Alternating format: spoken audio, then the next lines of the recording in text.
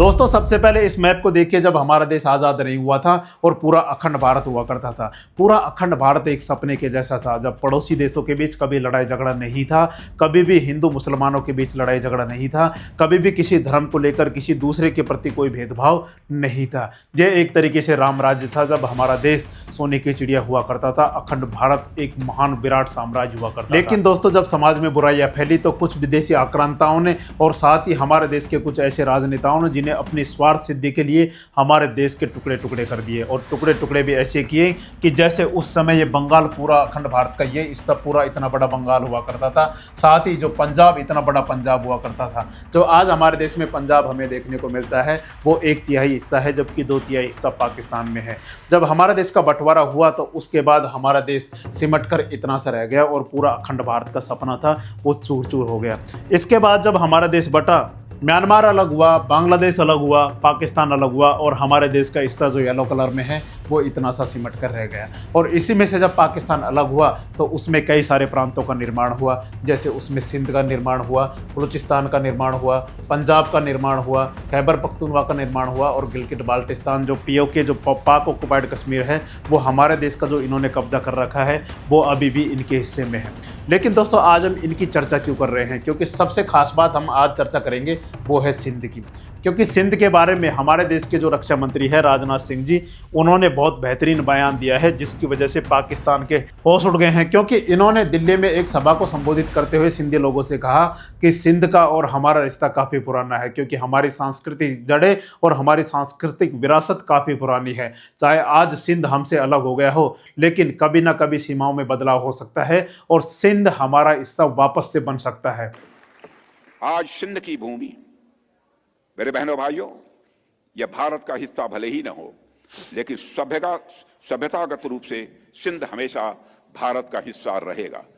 और जहां तक जमीन की बात है तो बॉर्डर्स तो बदल सकते हैं, क्या पता कल को सिंध भारत में फिर से वापस आ जाए। जैसे ही इन्होंने ये बयान दिया तो पाकिस्तान में सिंध प्रांत में जो रह रहे लोग हैं, जो भारत के लिए सोचते हैं, जो भारत में मिलना चाहते हैं, उनके मन में तो खुशी की लहर दौड़ गई।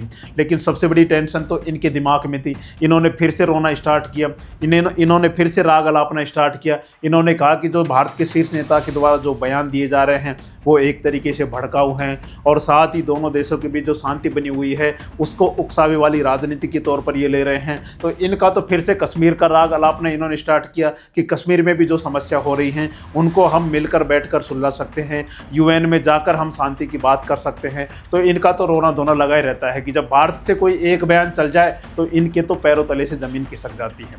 लेकिन दोस्तों हमने हाल ही के समय में देखा है कि जैसे पुतिन अखंड यूएसएसआर बनाने को लेकर आमदा है, उसी तरीके से हमारे देश की मौजूदा सरकार भी ऐसे ही रणनीति बनाने के ऊपर विचार कर रही है, ऐसी ही रणनीति को लेकर आगे बढ़ रही है। जैसे इन्होंने अभी थोड़े दिन पहले जब कच्छ के ऊपर कुछ स्टेटमेंट दिए थे कि एक रास्ता कराची का कच्छ से होकर भी गुजरता है, और साथ ही इन्होंने पीओके के बारे में भी कहा था कि पीओके को हमें जबरदस्ती मिलाने की जरूरत नहीं है, पीओके के लोग अपने आप हमारे देश में मिलेंगे, पीओके हमारे देश का हिस्सा वापस से हो जाएगा, उसमें हमें कुछ भी करने की जरूरत नहीं है। जैसे दोस्तों हमारे आर्मी चीफ या फिर आर्मी के जो शीर्ष अधिकारी हैं उनके द्वारा भी अभी पाकिस्तान को लेकर बहुत बड़े बड़े बयान दिए जा रहे हैं। उन्होंने कहा कि ऑपरेशन सिंदूर तो एक तरीके से ट्रेलर था, पाकिस्तान को यह डिसाइड करना है कि उसे दुनिया के नक्शे में रहना है कि नहीं रहना है, दुनिया से पाकिस्तान का भूगोल मिटा देंगे। यह हमारे आर्मी चीफ का मुख्य बयान था। इस बार भारत देश पूरी तैयारी के साथ है और इस बार वो संयम नहीं रखेगा जो सिंदूर 1.0 में हमने संयम रखा। इस बार हम आगे की कार्रवाई करेंगे और कुछ ऐसी कार्रवाई करेंगे कि हो सकता है पाकिस्तान को सोचना पड़े कि उसे इतिहास में भूगोल में रहना है कि नहीं रहना है। जिसकी वजह से ऐसे बयानों को देखते हुए लगता है कि हमारे देश की मौजूदा सरकार है जो वर्तमान समय में बहुत खतरनाक प्लान से आगे बढ़ रही है। अब दोस्तों इस वीडियो में हम जानेंगे कि आखिर सिंध का इतिहास क्या है, सिंध के लोग हमारे देश के बारे में क्या सोचते हैं, और सिंध को लेकर जो ताज़ा बयान दिए हैं उसके बारे में क्या क्या कहा गया है, इन सब के बारे में हम विस्तार से चर्चा करते हैं। दोस्तों सबसे पहले हम सिंध का छोटा सा इतिहास जानते हैं, क्योंकि सिंध जब हमारा देश आज़ाद नहीं हुआ था उससे पहले हमारे देश का हिस्सा हुआ करता था और अखंड भारत का हिस्सा हुआ करता था। जैसे हमने अभी बताया था कि यह सिंध है, यह पूरे अखंड भारत का हिस्सा हुआ करता था। और उससे पहले 1936 से पहले बॉम्बे प्रेसिडेंसी का बॉम्बे प्रोविंस का भाग हुआ करता था। ये बॉम्बे है तो पूरा महाराष्ट्र, गुजरात और सिंध इसे बॉम्बे प्रेसिडेंसी के नाम से जाना जाता था। तो इसी का यह भाग हुआ था। तो 1936 में सिंध अलग प्रांत बन गया था जो बॉम्बे प्रेसिडेंसी से अलग हुआ था। इनका कहना था कि जो मराठी लोग हैं और गुजराती लोग हैं, इनके दबदबे को कम करने के लिए, इनके दबदबे के आगे हम कुछ कर ही नहीं पाते हैं, हमारी अलग पहचान ही नहीं है। तो इनसे इन्होंने अलग होने की मांग की और 1936 में सिंध प्रांत को अलग किया गया। अब दोस्तों इसके और इतिहास के बारे में हम जानते हैं। तो सबसे पहले क्या था, सिंध का नाम कैसे पड़ा, यहाँ पर सिंधु नदी बहती थी और साथ ही सिंधु घाटी सभ्यता, हमारे देश की जो महान सभ्यता थी सिंधु घाटी सभ्यता, वो यहीं पर निवास करती थी, जिसकी वजह से इस प्रांत का नाम सिंध प्रांत पड़ा। और साथ ही बाद में जब भाषाओं के हिसाब से जब देखा जाने लगा तो यहाँ पर सिंधी लोग बहुत सारे रहते थे, जिनके आधार पर इसका नाम सिंध पड़ा। अब दोस्तों इसमें हम देखें कि सिंध का इतिहास बहुत प्राचीन है, जिसमें सिंधु घाटी सभ्यता का विकास हुआ जो दुनिया की सबसे पुरानी सभ्यताओं में से एक है। इसके बाद सिंध फारसी और यूनानी साम्राज्यों के अधीन रहा, साथ ही फिर विभिन्न भारतीय वंशों जैसे राय और अर्गुन वंशों के अधीन रहा। पहले हिंदू राजवंशों के अधीन ही था, क्योंकि इस्लाम तो भारत में आया ही नहीं था। जब 711 ईस्वी में मोहम्मद बिन कासिम ने सबसे पहले सिंध पर आक्रमण किया तो उस समय सिंध पर मोहम्मद बिन कासिम का कब्जा हो गया और सिंध का जो राजा दाहिर था उसको गिरफ्तार कर लिया गया, उसे मार दिया गया और उनकी बेटियों को बंदी बनाकर फारसी साम्राज्य के खलीफा के पास ले जाया गया। तो दोस्तों उनकी बहादुरी इसी से देखी जा सकती है। एक कहानी यह भी चलती है कि जब उनकी बेटी इराक के खलीफा के पास गई, फारसी साम्राज्य के खलीफा के पास गई, तो उन्होंने अपनी कूटनीतिक चाल से ही मोहम्मद बिन कासिम को वहाँ पर मरवा दिया था।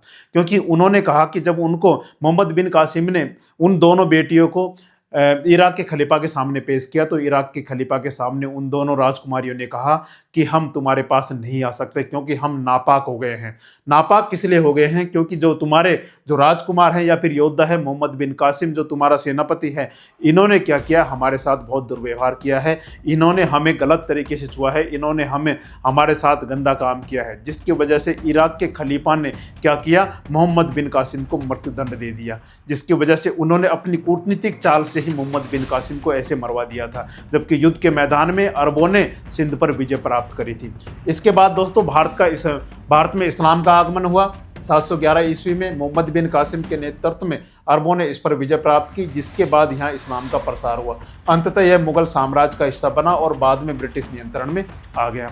अब मुगल साम्राज्य में कैसे कैसे आ गया दोस्तों, जैसे सिंधु घाटी सभ्यता में दुनिया की सबसे पुरानी और परिष्कृत सभ्यताओं में से एक जो सिंधु नदी के किनारे विकसित हुई, इसका जो टोटल इतिहास है, फारसी और यूनानी शासन आया 6वीं शताब्दी में, उसके बाद सिकंदर ने इस पर कब्जा किया, फिर इसके बाद मोहम्मद बिन कासिम ने कब्जा किया 711 में, फिर उसके बाद मुगल साम्राज्य 1591 में अकबर ने यहाँ पर कब्जा किया, जो सिंध मुगल साम्राज्य का हिस्सा बन गया। इसके बाद 1843 में सिंध ब्रिटिश साम्राज्य के अधीन आ गया और बाद में 1936 में एक अलग सिंध प्रांत बना और जब भारत आज़ाद हुआ तो उसके बाद सिंध पाकिस्तान का हिस्सा बन गया। अब दोस्तों हम आगे देखते हैं कि पाकिस्तान में जो सिंध में रहने वाले लोग हैं वो हमारे देश में क्या मिलना चाहते हैं या फिर वह हमारे देश के बारे में क्या सोचते हैं, उसके बारे में देखते हैं। दोस्तों जैसे ही राजनाथ सिंह जी ने ये बयान दिया तो पाकिस्तान के एक नेता हैं जो सिंध के ही नेता हैं, जो लगातार मांग करते आए हैं सिंध को एक अलग देश बनाने की, इन्होंने राजनाथ सिंह जी के इस बयान का बहुत ज़ोरदार तरीके से स्वागत किया। ये राजनीतिक लीडर हैं जो सिंध प्रांत में रहते हैं, इनका नाम है सफ़ी बुरफत। इन्होंने क्या कहा, सिंध के नेता ने राजनाथ के बयान का स्वागत किया। जय सिंध मुत्ताहिदा महाज, यह एक संगठन है राजनीतिक, इनके नेता हैं सफ़ी बुरफत।